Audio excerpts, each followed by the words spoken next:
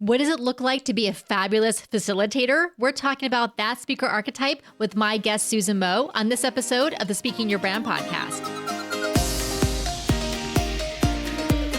More and more women are making an impact by starting businesses, running for office, and speaking up for what matters. With my background as a TV political analyst, entrepreneur, and speaker, I interview and coach purpose-driven women to shape their brands, grow their companies, and become recognized as influencers in their field. This is Speaking Your Brand, your place to learn how to persuasively communicate your message to your audience. Hi there, and welcome to the Speaking Your Brand podcast. I'm your host, Carol Cox. This is the second episode in the series we're doing exploring the 4 speaker archetypes. Last week, we looked at the stellar scholar archetype. Today, we're going to dive into the fabulous facilitator. If you haven't yet taken our free quiz to find out which speaker archetype you are, you can do so by going to speakingyourbrand.com/quiz. Again, that's speakingyourbrand.com/quiz. Knowing your archetype will help you to create more impactful and memorable presentations, to position and market yourself as a speaker, leveraging your strengths, and to take our recommendations so that you can take your talks to the next level. Today, we're talking about the fabulous facilitator speaker archetype with my guest and Thought Leader Academy graduate, Susan Moe. Susan is the founder of Ascendant Presence, a coaching and training company that helps people live richer, more meaningful, and happier lives. And Susan was on the podcast earlier this year in February, and she was in episode number 264 in a fascinating conversation we had about the role of symbols and metaphors in our stories. So definitely go back and listen to that after you listen to today. And Susan and I talk about how she's leveraged her strengths as a fabulous facilitator, plus what she's learned about the power of incorporating personal stories into her talks and the results that she's had so far. If you're a fabulous facilitator, you're a great teacher and listener, and you're really good at helping people understand concepts and learn from each other. You most likely enjoy speaking to smaller groups in a workshop setting where you can encourage participation and dialogue. Your empathetic nature allows you to identify connections among people. Rather than you being the provider of the solutions, you like to help people find the solutions together. Your big challenge is that you're so inclined to give the floor to others that your audience misses out on the opportunity to learn more about you. So this is why we're talking about these different speaker archetypes in this series on the podcast, because I really want you to leverage the natural strengths you have as a speaker, as a communicator, but then making sure that you're becoming a multi-dimensional presenter. Again, take our free quiz at speakingyourbrand.com/quiz so you can get your result. Now, let's get on with the show. Welcome back to the podcast, Susan. Thank you. I'm so glad to be here. I am too. And I say welcome back because you were on the Speaking Your Brand podcast last in February of this year. So not that long ago in episode 264, which was called The Role of Symbols and Metaphors in Our Stories. And that was such a great episode. I heard from a number of listeners how much they got out of that. I think surprisingly and unexpectedly.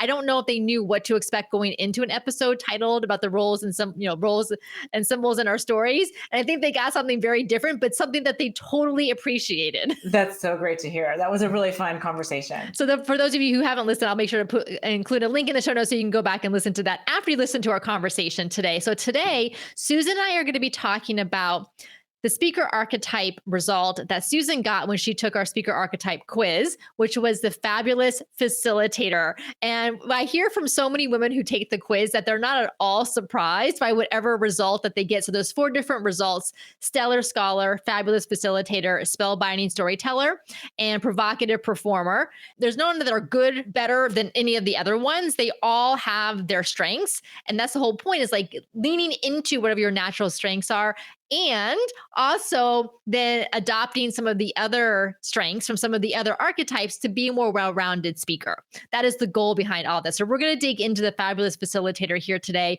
with Susan to talk about how this shows up in the work that she does in her own group and community, and some of the things she's learned by working with us here at Speaking Your Brand. So Susan, tell us what it is that you do in your business with the community that you run. Well, I teach a monthly class. It's a training, and we learn about how to develop your intuition and listen to it, how to manage your personal energy, relate to yourself as a spiritual being, and all kinds of things like that. And what I found was that I was in true fabulous facilitator mode, just trying to pack in all the information. So each month ended up being like this master class, and what my students reflected back to me was the sessions that they enjoyed the most were the ones where I shared stories and examples of how I applied what I was teaching them in my own personal life, which is exactly what you're always sharing with us, is to share that bigger vision, the why. Why should they be learning these things? It's not just enough to learn them, but how are they going to use them, and how can you share a picture of that?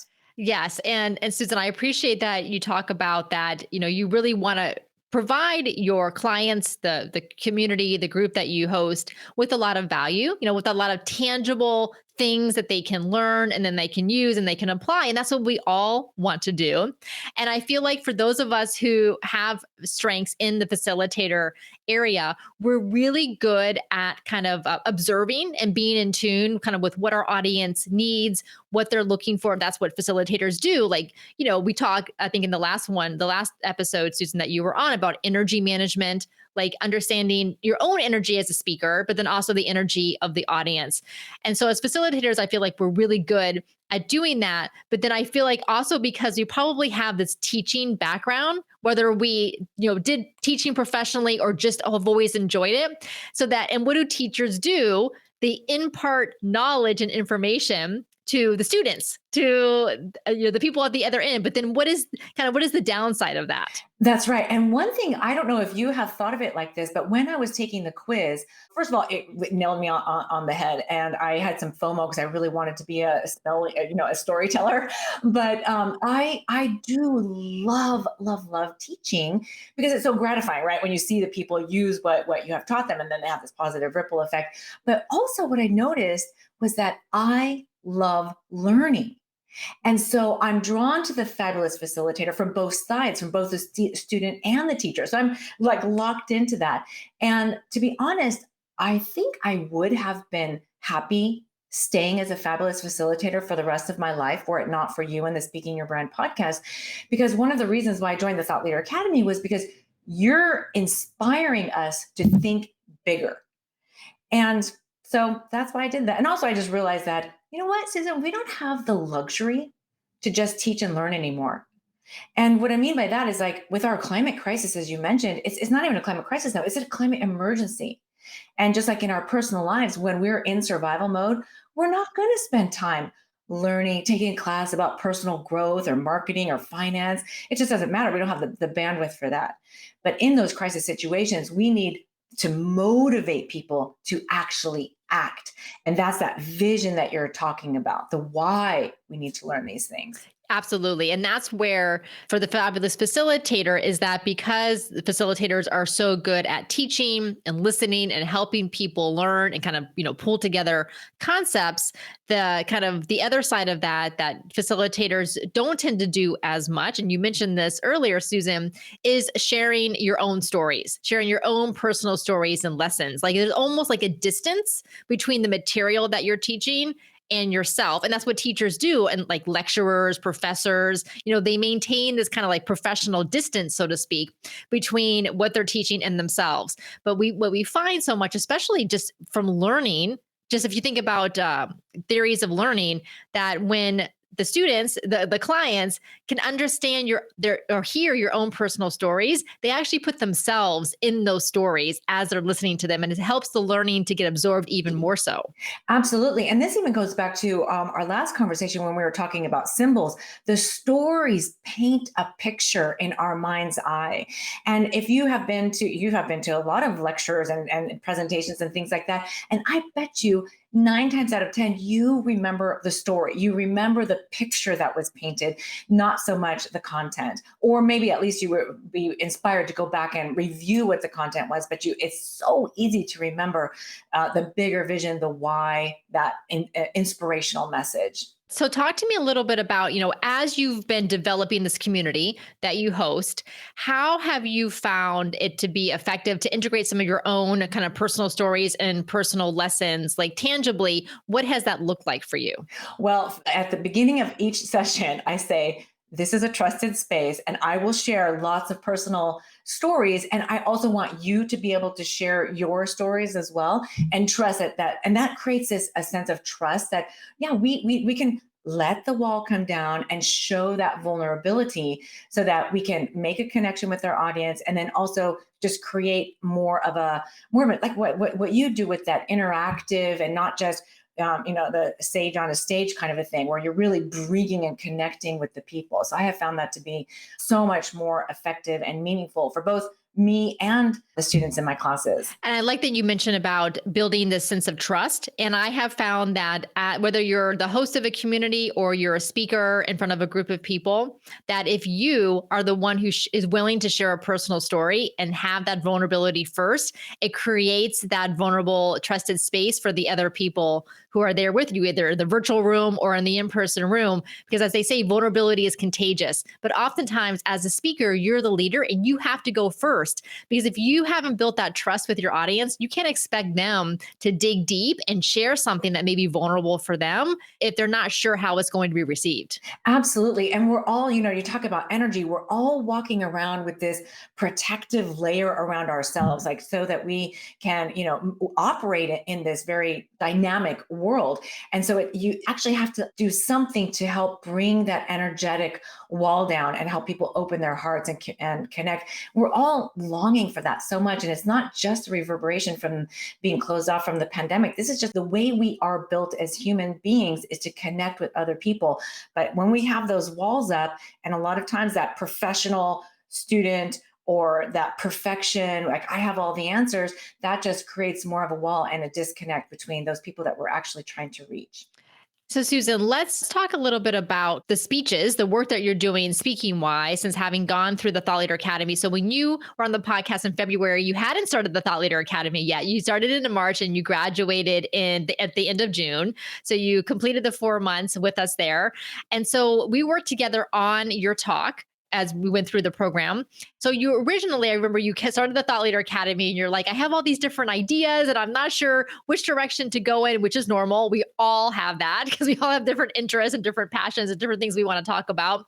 So that we ended up settling on something that I think was surprising to me, but in the best way, of the message that you wanted to share with the people who would be in your audience. So before we get to that, what we ended up with, can you tell me, Susan, about where you originated from, really with your first passion business, which was One Green Smoothie? That's right. That's right. I just am so passionate about the climate and the health of our planet, that but what was happening is I would start these stories and I would just spiral out of control because there are so many different ways to approach that, and almost all of them make people shut down. So people don't want to hear that message. And then also I am really interested in helping people discover themselves as spiritual beings, learning to trust their intuition. But it just seemed like when I started the Thought Leader Academy, was that those are two very, very different topics. And how could I merge them in a way that was meaningful and helpful? We talked a little bit about this idea of, you being so passionate about the climate crisis and, whether that could be your talk. It is hard. It's like, I'm vegan. I've been vegan for over 10 years. I know we have women who come through the Thought Leader Academy who also have a vegan message. And I am so appreciative of all the work that they do. But I also know, having been in the vegan movement and being in the vegan education movement early on, that it's hard. It's hard for people, number one, to want to hear a message that they just like, I don't have time for this. I'm busy. I have other things to do. I need to live my day-to-day life. And I get it. Like, I totally understand where they're coming from. So we kind of took this idea of, of where people are in their lives. And instead we kind of decided to come to it from a different angle. And this is in your audience in particular, Susan, that we had worked on was kind of women entrepreneurs. In general, is this idea of, do you feel like you need to work on your business all the time, that it's your baby, and do you feel really either happy or down depending on how your business is doing?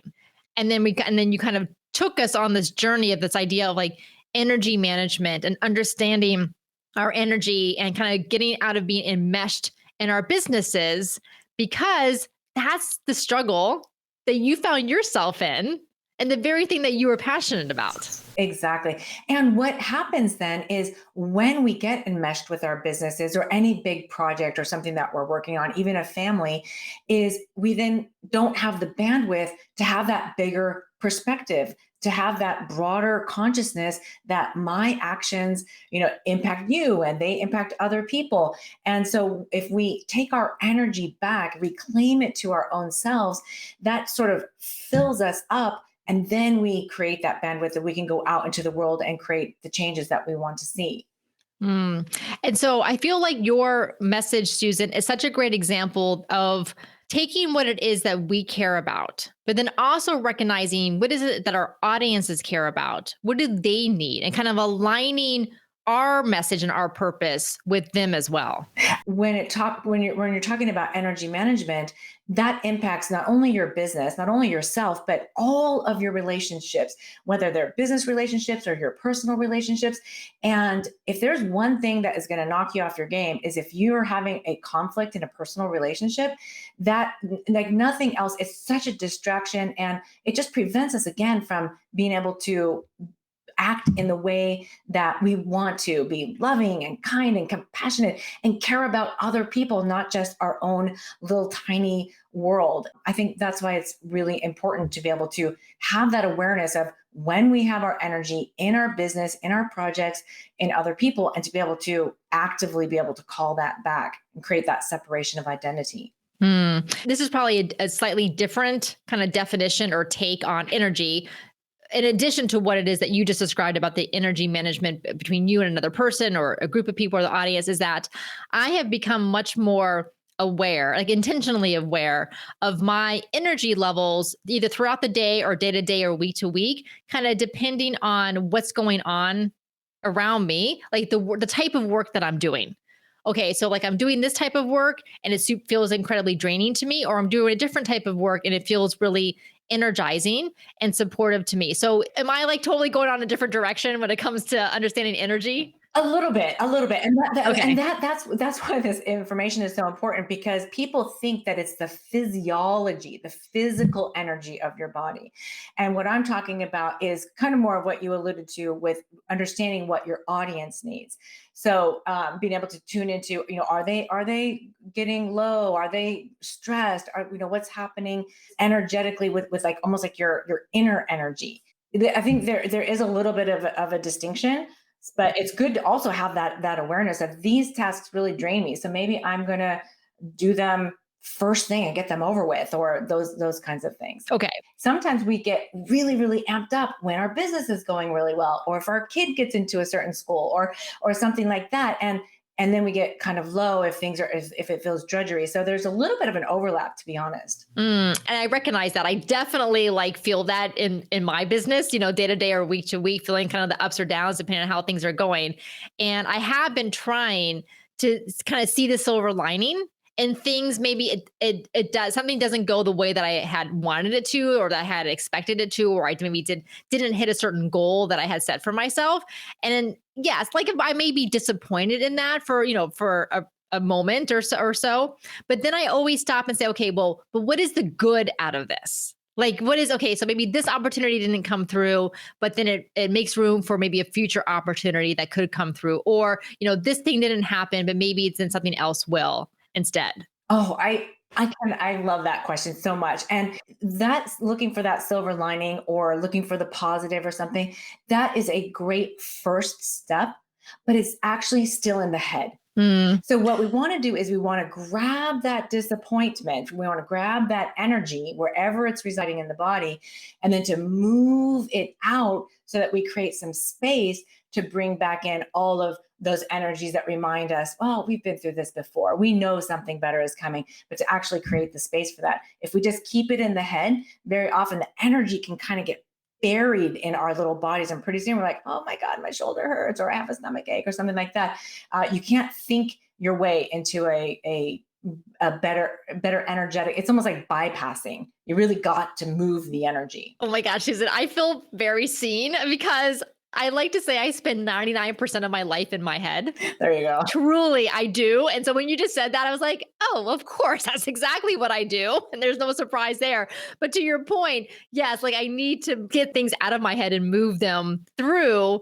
And honestly, like it is so like that idea to me sounds like learning how to do a salsa dance or something. I'm like, I don't know. I don't know what the steps are. I don't know where to stand. Like, I don't know what to do when the music comes on. That's right. Perfect timing for being the fabulous facilitator. Those steps to do the salsa dance, those steps to move the energy, that's anybody can learn that. Those are that's a very, very simple but powerful energetic management techniques. But what you taught me in the Thought Leader Academy is the why. Why does it matter? Why is it a problem for you? I mean, you've spent your whole life, you're super successful. Why should you change now? And that's the difference. So that's what you taught me. Oh, yeah, that's a good question. Why should I change now? I don't I don't know. Is there why is there a reason? Yeah, oh, lots of reasons, but one of the reasons is, when you're in your head, you're in your body, and your body is not your soul. And so if you're having a body perspective, you're going to make decisions very, very, very differently than if you're going to have that big picture spiritual perspective. And that, I guess, is the whole point of my signature talk that we came to, is that when we're all operating from our body perspective, we're going to want to focus on the things that impact us. But when we have that spiritual perspective, that energetic wall comes down, we open our hearts and we want to do what's best for the community, what's best for the collective, what's best for all people living on earth, all sentient beings, to be perfectly honest. Oh, Susan. Okay, that just gave me goosebumps. And that is so beautifully said. And I have been thinking, as of the time of recording this right now, this is end of August. And I've been thinking quite a lot about this, that, as American society in particular, but it applies to the West too, is we are so individualistic in our culture, right? Protestant work ethic, pull yourself up by your bootstraps. You don't need anyone, made it on my own, right? That's just like, it is so enmeshed into our culture. It's the water that we swim in that we don't even know it. Of course, neoliberalism is like the ultimate pinnacle of individualistic free market society. And I have been thinking so much lately that we really, like, as women leaders, as women entrepreneurs, as speakers, we really need to connect more with what benefits the collective, not just us individually, as again, as entrepreneurs, as leaders, as speakers. And I don't know exactly what that looks like, but I talk a lot about like a feminist approach to public speaking and kind of getting away from this like one-way hierarchical kind of masculine approach to public speaking. And I really feel like the collective is such an important aspect of that. Well, you said the magic words. You said you're already intuiting it. We're swimming in that water, and just like a fish doesn't even know what water is until it gets out. That's what I'm trying to get across here is, how do we extract ourselves from the matrix so that we can see the water, we can see the problems. And even if you think about, when you're talking about public speaking, look at what Zelensky has done. He didn't get bakers and seamstresses and people from all walks of life to rally around his he didn't teach them, okay, this is how we're going to do the resistance. He brought them in through his vision of a resilient, strong, independent Ukraine. And he has the whole world pretty much is surrounding him with support. And he didn't do that through teaching. He did that through sharing his vision. And what I think you're doing with the Thought Leader Academy is, how do we get more women sharing these messages of the collective matters? We all matter, right? Not just as individuals. So I think you're right on it. And I love the Thought Leader Academy because, right, you inspired me. Get out of teaching, share your why. It's because of the community, for all of our sakes. I mean, we need it. Yes. And to your point, like we need women, progressive women in particular, to share this vision of what our society could look like, because we see what has gone on for the past 50, 100, 200 years. We see where that's gotten us. We see where it's taking us in the near term, and we need better visions to be out there. Absolutely. In fact, it was the very first thought that came into my head when I heard about Roe v. Wade being overturned was, this is exactly why we need the Thought Leader Academy. I want to just duplicate this all over the world to inspire millions of people out there, not just protesting, but how do we make the change that we really need to, because we don't have time to be trying to elect women into office and try to do protests, and all that are good, but we need a really big grand vision, kind of like what Zelensky did under this emergency situation he was in when he was invaded. Susan, I love that. Yes. Okay. We are going to hold that and we are going to manifest that for sure. And we're going to make that happen through our collective efforts. Such a great point.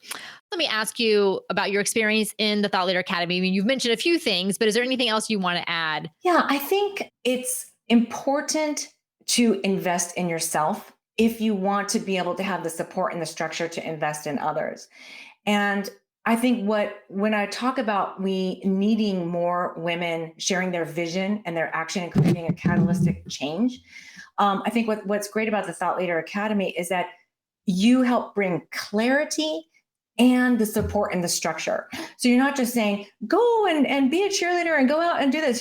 You do both the tangible sort of scaffolding is what it feels like to support people along the journey, as well as providing the bigger picture vision. So I think that the two of those is really powerful. And of course, everybody always says the other women in the group, which is really fantastic. But I think for me, that combination of learning, but then your bigger picture, that vision of why this matters. Why should I invest my money and my time and energy into doing this work? And I think that's what I came away with was just a deep gratitude for that. Oh, thank you so much for sharing that.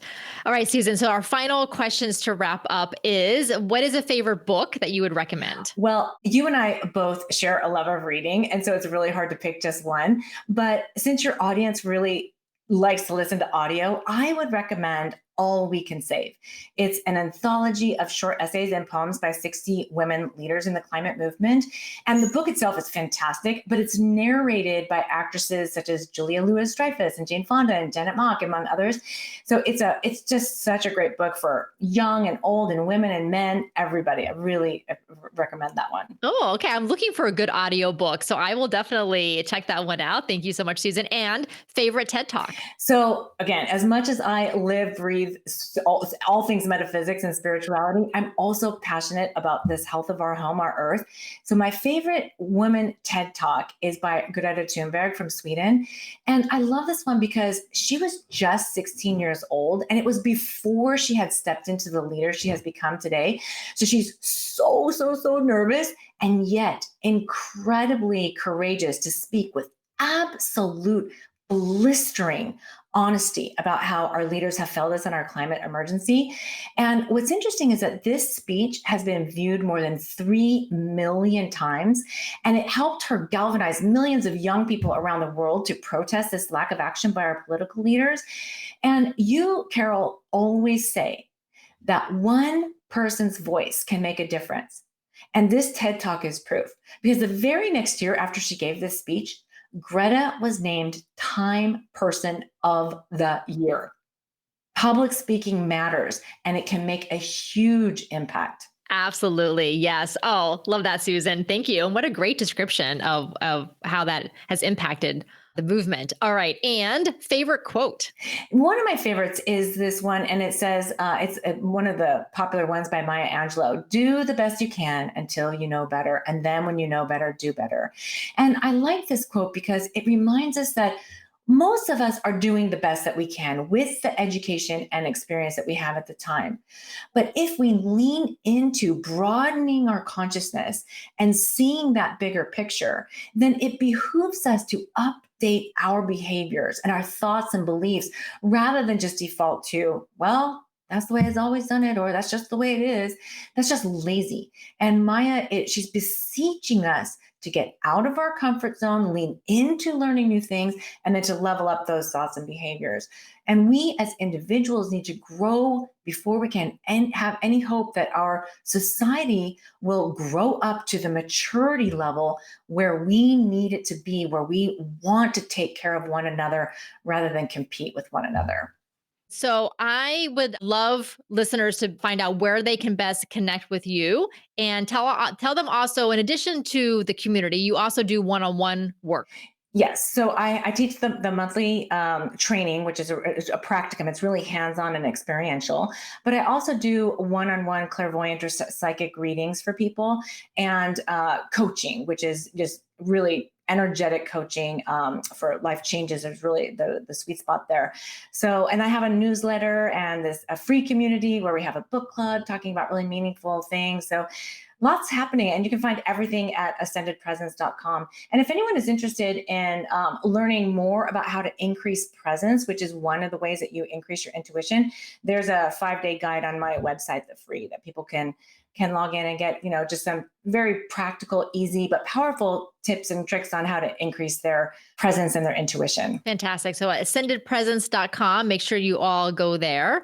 And then if you would like to take the speaker archetype quiz that we have, if you haven't yet taken it, you can go to speakingyourbrand.com/quiz. Thank you so much for coming back on the Speaking Your Brand podcast, Susan. Thank you so much for being such a valued member of our Speaking Your Brand community. And I cannot wait to see you in February in Orlando, Florida for our in-person speaking intensive. It's going to be so much fun. I'm super excited. Thank you so much. We're continuing our series about the speaker archetypes. Next week, we're going to look at the provocative performer. So make sure to hit subscribe or follow in your podcast app so you don't miss any future episodes. Until next time, thanks for listening.